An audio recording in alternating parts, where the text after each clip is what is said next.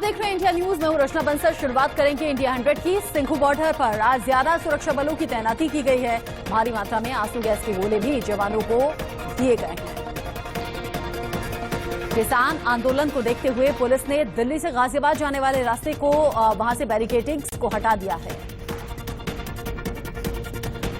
किसानों के समर्थन में खिलाड़ियों ने अवार्ड वापसी करने का फैसला लिया है। पद्मश्री और अर्जुन अवार्ड से सम्मानित करीब 30 खिलाड़ी आज किसान आंदोलन में शामिल होंगे। किसान आंदोलन के 9वें दिन सिंघू बॉर्डर पर किसानों को दवाइयां बांटी जा रही हैं। इस दौरान किसानों को बाकी जरूरी सामान भी दिए जा रहे हैं। किसान आंदोलन को बढ़ता देखकर प्रशासन भी मुस्तैदी से डटा हुआ है। आंदोलन की वजह से NH 44 पर दोनों तरफ से बंद किया गया है। उधर दिल्ली यूपी बॉर्डर गाजीपुर को भी बंद किया गया है। मौके पर भारी पुलिस फोर्स की तैनाती है। किसान आंदोलन को लेकर कई जगहों पर रूट डाइवर्ट किया गया, तो कई बॉर्डर्स को सील कर दिया गया। कई जगहों पर रूट डाइवर्ट है। दिल्ली से हरियाणा जाने के लिए धनसा, दौराला, कपसेरा, राजोखरी और NH 8 का इस्तेमाल कर सकते हैं, जिसमें कि ढूंढाहेड़ा बॉर्डर शामिल है। दिल्ली ट्रैफिक पुलिस ने बताया कि टीकरी और झारोदा बॉर्डर किसी भी ट्रैफिक मूवमेंट के लिए बंद कर दिया गया है। ऐसे में लोगों को काफी दिक्कत भी हो रही है। इसके साथ ही दिल्ली पुलिस ने लोगों को यूपी की तरफ से दिल्ली आने के लिए DND फ्लाईओवर का इस्तेमाल करने की सलाह दी है।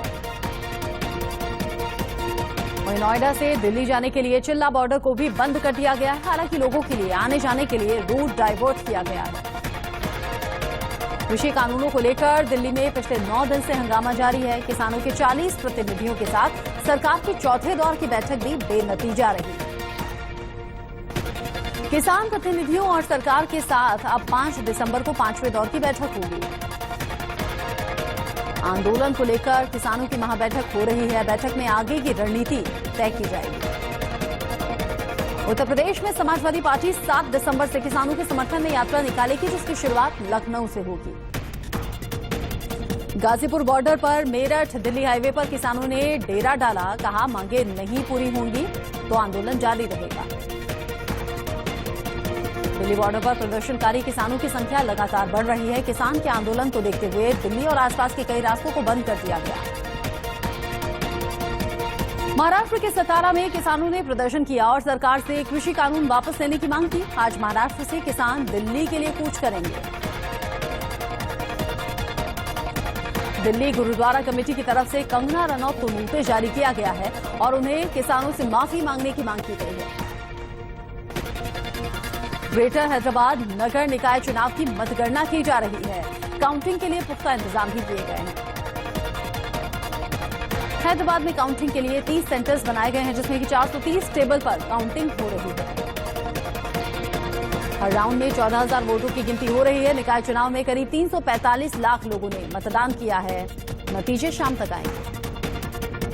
हैदराबाद निकाय चुनाव में वोटों की गिनती चल रही है। अब तक बीजेपी करीब 85 सीटों पर बढ़त बनाए हुए है। TMC 33 तो AIMIM 17 सीटों पर आगे चल रही है। कांग्रेस अभी तक महज 2 सीटों पर आगे है। हैदराबाद निकाय चुनाव में बीजेपी ने 149 सीटों पर उम्मीदवार उतारे हैं। उन सभी प्रत्याशियों की किस्मत दांव पर लगी है। वहीं AIMIM ने भी इस बार निकाय चुनाव में 91 सीटों पर अपने उम्मीदवार उतारे हैं। AIMIM ने अपनी जीत का दावा किया। निकाय चुनाव सत्तारूढ़ पार्टी TRS यहां अपनी जमीन तलाश रही। बीजेपी और असदुद्दीन ओवैसी की पार्टी AIMIM के लिए काफी अहम है।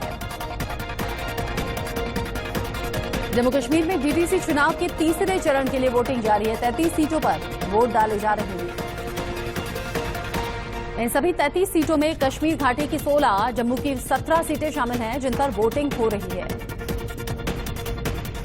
जम्मू कश्मीर में DDC चुनाव 8 चरणों में हो रहा है, जो कि 19 दिसंबर तक चलेगा। वोटिंग के लिए सुरक्षा के कड़े इंतजाम किए गए हैं। इस बात की जानकारी राज्य के निर्वाचन अधिकारी ने दी। प्रधानमंत्री नरेंद्र मोदी आज IIT ग्लोबल समिट 2020 को संबोधित करेंगे, जिसमें अर्थव्यवस्था और प्रौद्योगिकी को लेकर PM अपनी बात रखेंगे। PM मोदी ने नेवी दिवस पर ट्वीट कर बधाई दी और लिखा, इंडियन नेवी रक्षा के साथ मदद करने में भी शानदार है। प्रधानमंत्री नरेंद्र मोदी देश में मौजूदा कोविड-19 की स्थिति पर चर्चा करने के लिए आज सर्वदलीय बैठक कर रहे हैं। पीएम मोदी बैठक में कोरोना वैक्सीन के डिस्ट्रीब्यूशन की योजना पर भी चर्चा कर सकते हैं। सर्वदलीय बैठक में कांग्रेस से अधीर रंजन चौधरी और एनसीपी से शरद पवार समेत 19 दलों के नेता बैठक में शामिल हैं। कांग्रेस नेता राहुल गांधी ने पीएम मोदी के सर्वदलीय बैठक पर कहा, पीएम मोदी बताएं सभी भारतीयों को कब तक मुफ्त कोरोना वैक्सीन मिलेगी। भारत कोरोना वैक्सीन के 160 करोड़ डोज बुक कर चुका है। भारत ने डोज के लिए 3 कंपनियों से करार किया है। एम्स के निदेशक डॉक्टर गुलेरिया का दावा, देश में जनवरी तक मिल सकती है कोरोना वैक्सीन को इमरजेंसी अप्रूवल। डॉक्टर गुलेरिया ने कहा, भारत में कुछ वैक्सीन फाइनल स्टेज के ट्रायल में है। इमरजेंसी अप्रूवल के बाद वैक्सीनेशन शुरू होगा। मुरादाबाद में सरकार के आदेश के बाद सिनेमा हॉल्स को खोल दिया गया है, लेकिन कोरोना की वजह से अभी भी लोग सिनेमा घरों में जाने से कतरा रहे हैं। देश में कोरोना की रफ्तार जारी है। 24 घंटे में 36,594 मरीज सामने आए हैं। 24 घंटे में देश में 540 लोगों की मौत हुई। मौत का कुल आंकड़ा 1,39,188 तक पहुंचा। देश में कोरोना के अब तक 95,34,964 केस सामने आ चुके हैं। इनमें से 4,22,943 एक्टिव केस हैं। दिल्ली में कोरोना का कहर जारी है। 24 घंटे में 3,734 नए मामले सामने आए हैं। 82 की मौत हुई। दिल्ली में कोरोना से अब तक 5,82,000 से ज्यादा लोग संक्रमित हुए हैं, जबकि कोरोना से ठीक होने वालों की संख्या 5 लाख के पार है। महाराष्ट्र में कोरोना संक्रमित मरीजों की संख्या 18,37,358 पहुंची है, जबकि कुल 47,000 से ज्यादा लोगों की अब तक कोरोना से जान जा चुकी है। महाराष्ट्र में पिछले 24 घंटों में कोरोना के 5,182 पॉजिटिव केस सामने आए हैं, जबकि 115 लोगों की मौत हो गई। दिल्ली हाईकोर्ट ने केजरीवाल सरकार को निर्देश दिया है कि कोरोना मरीजों की जांच के नतीजे उनके मोबाइल पर 24 घंटे के अंदर देने की कोशिश की जाए। छत्तीसगढ़ में मंत्री गुलाम कमरो का वीडियो वायरल हो रहा है, जिसमें कि वो बार डांसर्स के साथ ठुमके लगाते हुए देखे जा रहे हैं। वीडियो में गुलाम कमरो कोरोना से बचाव के दिशा निर्देशों में भी धज्जियां उड़ाते हुए नजर आए। ना तो उन्होंने मास्क लगाया, ना ही सोशल डिस्टेंसिंग का पालन किया। जेपी नड्डा उत्तराखंड में 3 दिन तक रहेंगे। यहां वो मंत्रिमंडल और कोर कमेटी के साथ बैठक करेंगे। साथ ही बूथ समिति के कार्यकर्ताओं से भी मिलेंगे। बीजेपी अध्यक्ष जेपी नड्डा 120 दिन के देशव्यापी दौरे की शुरुआत आज उत्तराखंड से करने वाले हैं। नड्डा हरिद्वार में संतों से मुलाकात करेंगे। गंगा आरती में शामिल होंगे। महाराष्ट्र की महाअघाड़ी सरकार का 1 साल पूरा हुआ है। सीएम उद्धव ठाकरे ने बुकलेट लॉन्च की। पश्चिम बंगाल में ऑनलाइन पढ़ाई के लिए 9.5 लाख छात्रों को टैबलेट मिलेगा। चुनाव से पहले सीएम ममता बनर्जी का बड़ा ऐलान। ममता ने कहा, जनवरी से राज्य कर्मियों को 3% का महंगाई भत्ता, 950 रुपए की होगी आरटी-पीसीआर कोरोना जांच। सीएम ममता बनर्जी का दावा, हमारी सरकार की सर्वोच्च प्राथमिकता के केंद्र में जनता रही है। संघ प्रमुख मोहन भागवत आज पटना दौरे पर हैं, जहां वो संघ नेताओं के साथ बैठक करेंगे। कंगना रनौत के खिलाफ मानहानि केस में जावेद अख्तर ने बयान दर्ज कराया। मुंबई के मेट्रोपॉलिटन कोर्ट में सुनवाई। बॉम्बे हाईकोर्ट में कंगना रनौत के खिलाफ याचिका, कथित तौर पर सांप्रदायिक तनाव बढ़ाने के लिए कंगना का ट्विटर अकाउंट सस्पेंड करने की मांग हुई है। साउथ के सुपरस्टार रजनीकांत ने राजनीति में कदम रखा है। 31 दिसंबर को अपनी नई पार्टी का औपचारिक ऐलान भी करने वाले हैं। कहा, दमखम से लड़ेंगे तमिलनाडु विधानसभा चुनाव। अगले साल तमिलनाडु विधानसभा चुनाव की तैयारियों में रजनीकांत पूरी तरह से जुटे हुए हैं। कड़ी मेहनत से लड़ने और जीतने का दावा भी कर रहे हैं। साउथ सुपरस्टार रजनीकांत की पार्टी ऐलान के बाद तमिलनाडु के मदुरई में सलाइवा फैंस ने जश्न मनाया। एक दूसरे को मिठाइयां भी खिलाई। ग्रेटर नोएडा में पुलिस और बदमाशों में मुठभेड़ हुई, जिसमें 2 बदमाशों को पुलिस ने गिरफ्तार कर लिया। उनके पास से हथियार भी बरामद हुआ है। मुंबई पुलिस ने 3 विदेशी नागरिकों को गिरफ्तार किया। तीनों के पास से 220 ग्राम कोकीन बरामद हुई। बरामद कोकीन का बाजार भाव 20 लाख रुपए एनडीपीसी एक्ट के तहत केस दर्ज कर दिया गया है। जांच में जुटी हुई है पुलिस। बिहार के गया में विस्फोटक पदार्थ बरामद हुआ। बॉम्ब स्क्वाड टीम मौके पर पहुंची, डिफ्यूज किया गया। एमपी के रतलाम में तिहरे हत्याकांड का आरोपी पुलिस मुठभेड़ में ढेर हुआ। लूट के बाद पूरे परिवार को मार डालता था दिलीप देवर। किराए के घर में रहता था यह आरोपी। पकड़ने गए पुलिस पर भी फायरिंग की। 2 इंस्पेक्टर समेत 5 पुलिसकर्मी जख्मी हुए हैं। मुंबई की कांदीवली में आर्थिक तंगी से परिवार के 3 लोगों ने खुदकुशी कर ली। मामले की जांच में पुलिस लगी हुई है। घर के मुखिया के साथ 12 और 8 साल की 2 लड़कियों के शव मिले हैं। पुलिस ने पोस्टमार्टम के लिए शवों को भेजा है। बुरेवी चक्रवात तमिलनाडु के रामेश्वरम में दस्तक दे चुका है। आसपास के तटीय इलाकों को खाली करा दिया गया है।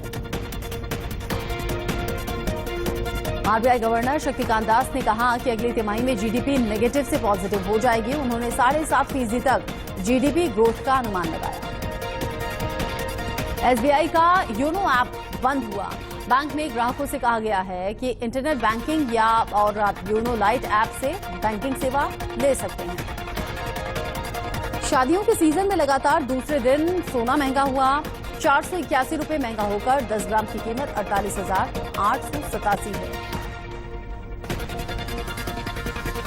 बरेली वाले झुमके पर 2 लड़कियों ने धमाकेदार डांस किया।